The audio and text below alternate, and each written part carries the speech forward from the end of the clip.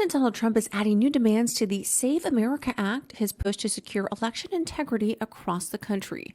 In a Truth Social post, he wants Congress to ban men from competing in women's sports and prohibit transgender surgeries for minors. Those provisions weren't in his earlier calls for the bill. The Save America Act, led by Chip Roy and Senator Mike Lee, would require proof of citizenship and voter ID to register to vote. Trump also called for limiting mail-in ballots to people with illnesses, disabilities, military members, or travelers. The current bill doesn't go that far since it could alienate some Republicans. It also mandates states to purge non-citizens from voter rolls. This version of the SAVE Act has passed the House twice, but stalled in the Senate, needing 60 votes to beat the filibuster.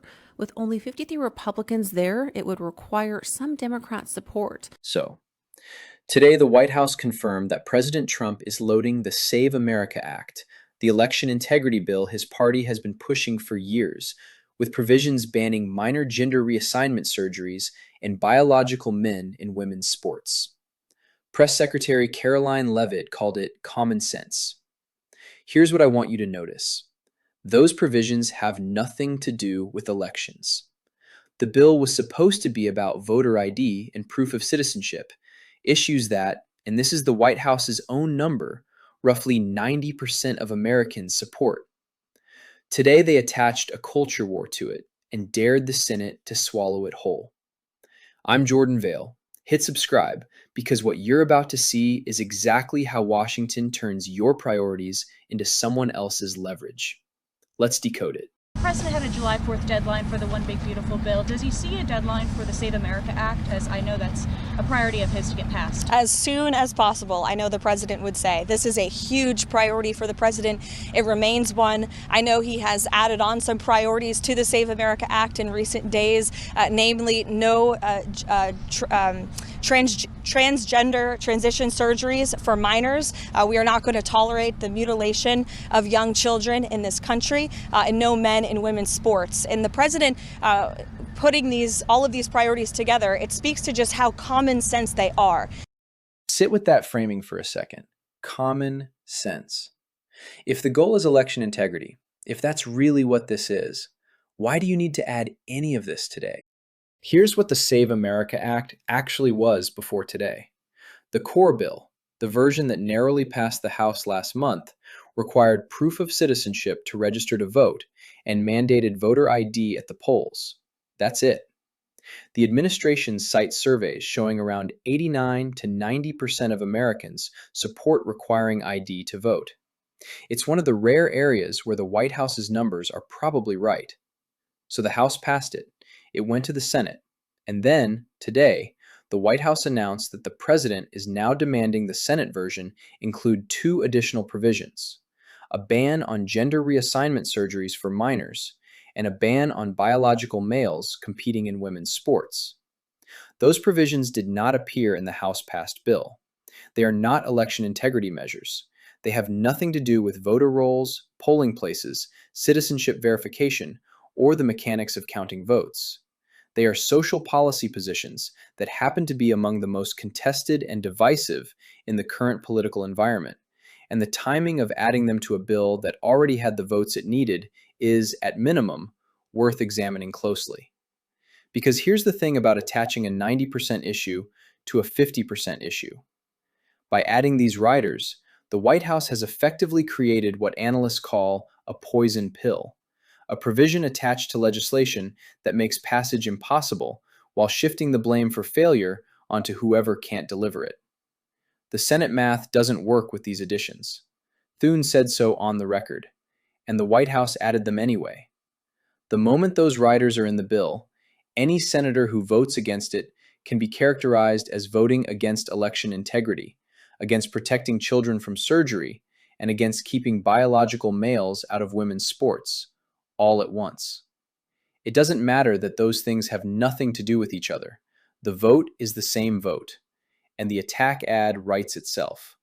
And the senators who support the riders but can't get them past a filibuster, they get to campaign on it anyway, on all of it, as the people who fought for common sense while Democrats blocked it. That's not a legislative strategy. That's a campaign strategy wearing a legislative costume, and they did it in public, today, on a Friday, which is pretty wild when you think about it. And look, I want to speak directly to anyone watching who's genuinely worried about election security. Your concern is real. The question of who's eligible to vote and how we verify it, that's a legitimate debate worth having. But what happened today is that your concern just got attached to a completely separate fight, without your permission, to make somebody else's political calendar work. That's not representation, that's exploitation. So why load the bill if it kills the bill? To answer that, you have to understand what's happening on the Senate side, and specifically what John Thune said in late February. Thune is the Senate Majority Leader. He's a Republican. He wants the SAVE Act to pass. And in late February, he declared the talking filibuster tactic dead. Here's what that means. In the Senate, passing most legislation requires 60 votes to end debate. That's the filibuster threshold. Republicans hold the majority, but fall well short of 60. To get around that on the SAVE Act, some in the party proposed a procedural maneuver requiring all 50 Republican senators to vote against every Democratic amendment offered during debate. Every single one. No defections allowed. No exceptions for anyone. Thune said flatly on February 25th, we'd have to have 50 to defeat every amendment, and that's not where we are right now. He put it on the record that at least 4 Republican senators won't go along with that approach, and without those 4, Thune can't reach 50, even with the vice president's tiebreaker. It's not a willpower problem, it's a math problem. The clean bill, voter ID, citizenship verification, nothing else, was already in trouble before today's announcement. Thune knew the math. He'd been working it for weeks, and he couldn't get there. So the White House knew this. They knew the Senate math was hard. They knew Thune was already struggling to hold his caucus together on procedure alone. And today, they handed him 2 of the most divisive social issues in American politics and said, attach these, or the president vetoes it. That's not a negotiating position. That's a trap. If Thune moves forward with the loaded bill, he loses the 4 senators he was already struggling to hold. If he pushes back on the riders, he becomes the establishment Republican who defied the president, which is exactly the narrative the White House is building toward the midterms. There is no version of this where Thune wins and the bill passes. The only question is, who gets blamed when it fails? And the White House has already written that answer. It's Thune. It's the 4 holdout senators. It's the establishment Republicans who cared more about Senate procedure than protecting American elections. That's the story. It's already written. The vote just hasn't happened yet to confirm it, which is a mess, really. So here's the thing, y'all. You've heard the phrase, the DC swamp, your whole political life. This, right here, is what it actually looks like. It's not lobbyists in a back room. It's the people who promise to fix the system, using the problems you actually care about as chips in a game you were never invited to play. This week, President Trump posted what amounts to an ultimatum to his own party. Pass it now or veto. The President of the United States is threatening to veto a bill his own party designed, his own party passed through the House, and his own party has been campaigning on for years, unless that bill is expanded to include his specific social agenda items. He is threatening to kill the Save America Act if Senate Republicans don't attach the riders he demanded today. Let's think about what that actually means in practice. If the bill fails because Senate Republicans couldn't get the riders past a Democratic filibuster, Trump vetoes, or more likely, the bill never reaches his desk. And then Trump goes to his base and says, the establishment Republicans blocked election integrity. They chose the radical left over protecting your vote. John Thune chose process over America. That narrative is ready to deploy. It doesn't require the bill to pass. It doesn't require a single election to be made more secure. It just requires the bill to fail in a way where Thune and the 4 holdout senators are holding the bag. Now here's the part that gets genuinely strange. The White House has been citing that 90% voter support figure all week. They're using it as evidence that the bill is so obviously correct that any senator who doesn't vote for it must be corrupt, cowardly, or captured by the opposition. But if 90% of Americans support the core provisions, the voter ID, the citizenship requirement, why would you add the one thing guaranteed to cost you the 4 votes you needed? Because 90% support for a bill that passes is less valuable politically than 90% support for a bill that fails because of the people you want to run against next November. A win is a win, and then it's done. A loss is a weapon you can carry for 2 years. The veto threat isn't about election security. It's about producing a target list. The targets are Republican senators, Thune, and anyone else who won't deliver a unanimous loyalty vote on the riders before the midterms. And if those senators hold firm and the bill dies, the White House doesn't lose. They get exactly what they needed: a villain, a betrayal narrative, and a fundraising email that writes itself. And this is the part I really need you to hold on to. The list of enemies isn't Democrats. It's Republican senators who won't fall in line.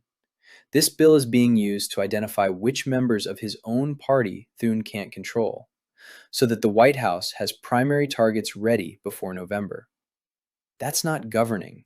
That's party discipline enforced through the legislative calendar. Here's the contradiction at the center of this whole story. The Save America Act's stated mission is to protect election integrity, make sure only eligible citizens cast ballots, that every legal vote is counted, that the result can be trusted. If you genuinely believe that mission, you would not attach the most divisive social issues in the country to the one bill that had a real chance of passing. You'd take the win, sign the clean bill, and move. The fact that the White House chose to load the bill today, knowing Thune's Senate math, knowing which senators would peel off, tells you what the actual priority is. It's not the election system, it's the campaign season. It's the ability to stand at a rally in October and say, "I tried to fix it and they stopped me." And here's where the rigged system argument folds back on itself. The consistent framing from this administration is that Washington is broken, that the establishment protects itself, that the rules are designed to keep regular people out. That's the brand. Think about what that brand requires. It requires a villain. It requires a system that fails visibly enough that people stay angry and stay mobilized. A clean bill that passes and gets signed is a problem for that brand, because a problem solved is a problem you can't run on anymore.